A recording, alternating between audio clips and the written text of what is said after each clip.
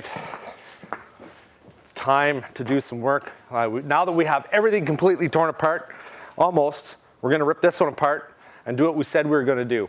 We're going to shorten this baby up. I'm gonna order the track tomorrow. I'm not quite sure which one I'm gonna get. Probably the Challenger Extreme 2.5 inch sawtooth track.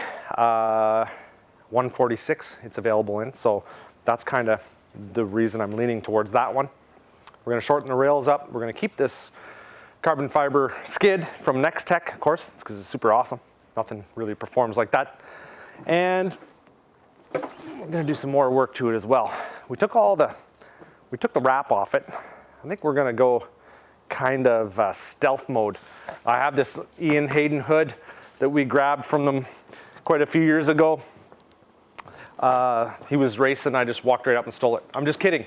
I got it from the owner of the team. Pretty cool hood, everybody wants it, but you can't have it. You're not gonna get it, all right?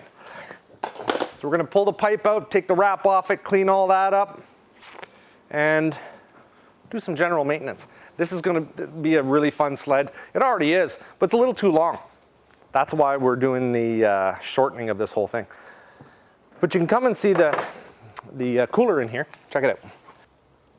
You know, we were thinking about turning this cooler around, sticking it under that way so we don't have to trim this. But I'm not quite sure that's gonna work too well because it might be a little too tight in there. But we're not sure. I'm gonna drop the cooler right now. I'm gonna drill out all the rivets. I'm gonna knock it out and then see what we can do. It's kind of the way we gotta do it. Fiddle around. Some guys are saying, don't do it, don't cut it up. Yeah, well, you're not the one riding it. And there's a lot more potential in this sled because we're getting these low snow kind of years around here. So we're gonna shorten it up, have some fun. And it's got that big monster motor in there. It's really fun. So we wanna play.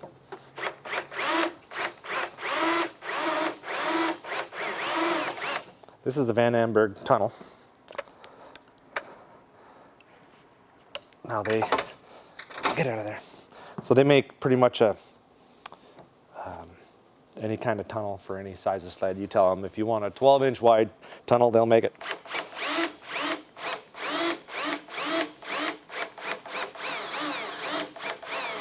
But nice that these are only aluminum rivets. They come out real easy. Just like that. Just like that. You just stick your center hole punch. Just do one of those. One of those. Bam. Bam.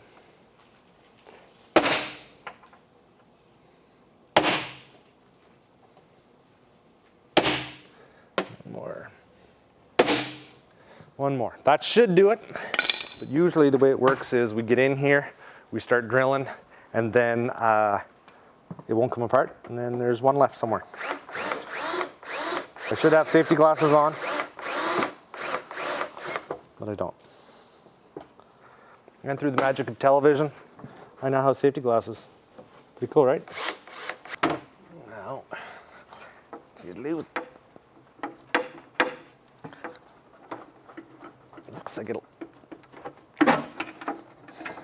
Looks like it should just come out. There we go.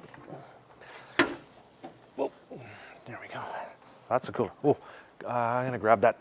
I got a bucket, that little black roasting pot there. My wife's roasting pot for the turkey. It's in that. We'll throw the coolant in there. Have you ever seen so many ripped apart sleds? Isn't it awesome? So this is gonna be good for the Christmas dinner. I wonder, it's gonna do one of those, isn't it? Because it's got some goofy connections on it. Oh, geez, I got Simon. So that's the Van Amberg cooler that was in the back of this. And we are gonna shorten this up. So the track in here right now is a 163. We're gonna put a 146 in it. The difference between 163 and 146 is 17. Roughly half of that is your track on the ground. So that's 8.5 inches. So we need to shorten this tunnel up 8.5 inches. I'm gonna do it right from here because I'm gonna utilize this back grab bar. Just mark myself some little marks here. Some guys shorten sleds. Most guys lengthen their tracks. We're sort of shortening this one.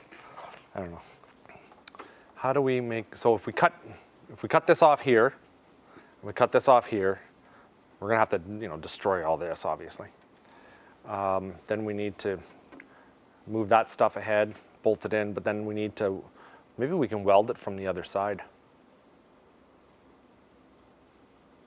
Because there's no way to move this up and attach it, right? Not safely. Not where it's gonna hold.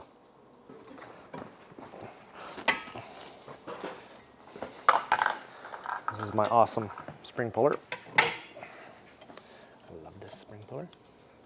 I'm gonna get this pipe coated because I don't like it all rusty like that. Nobody likes that. Nobody likes a rusty old pipe. That's no good. We wrap our pipes to keep the heat in. Keeps the power, the pipe. But she took a bit of a beating. Oh, this spring is no good.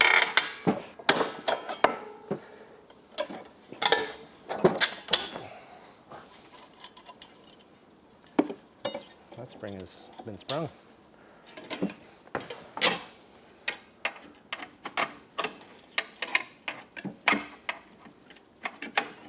There we go. I'll grab it. The only sled we haven't torn apart so far is the Rev. But that's coming up. Thanks, man. Oh, that's the one. There we go. This is for my air-fuel ratio monitor. There we go. Yep, that's a little dirty. I'm gonna call Greg at Jaws and see where I can bring this pipe. Get that fixed, that's no good. Come here and check this out. Oh, a whole bunch of work needs to be done to this.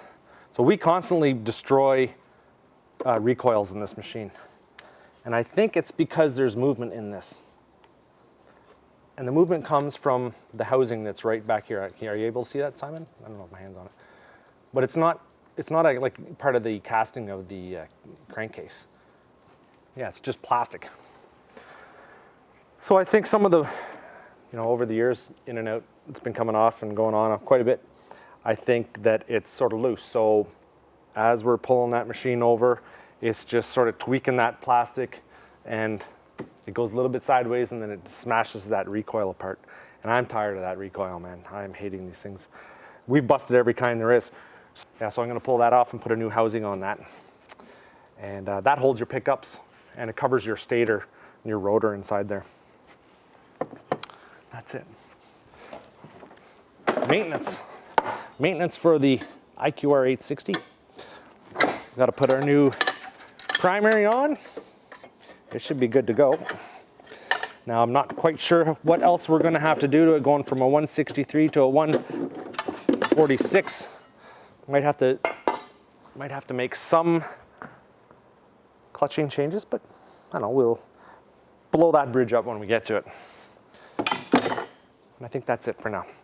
What I'm going to do is order my track, bring that in, get that done, and I'm going to service my Elka shocks because they haven't been serviced since we got it, and we've been pretty hard on them. But I should tell you guys that if you like my channel, make sure you subscribe, please. I appreciate all the subscriptions. I appreciate your support. Make sure you hit a big old thumbs up and keep coming back because we're going to fiddle around with this more. I'm going to pull the carbs out, go over those, make sure everything's tickety-boo. You should do that every once in a while. Make sure there's no dirt and water and whatnot in there. Some of these garages, not ideally heat or cooled the proper way. You can get some condensation in your tank and it ends up in your carbs or in your fuel pump. Freezes up on the first cold day and you have a whole bunch of issues. So yeah, that's it. We're gonna keep this baby, we're gonna doll it all up, and it's just gonna be a ripping machine. Thanks for coming, and come back again. We can't wait to see you. Oh yeah. What's that? Got some oil in there.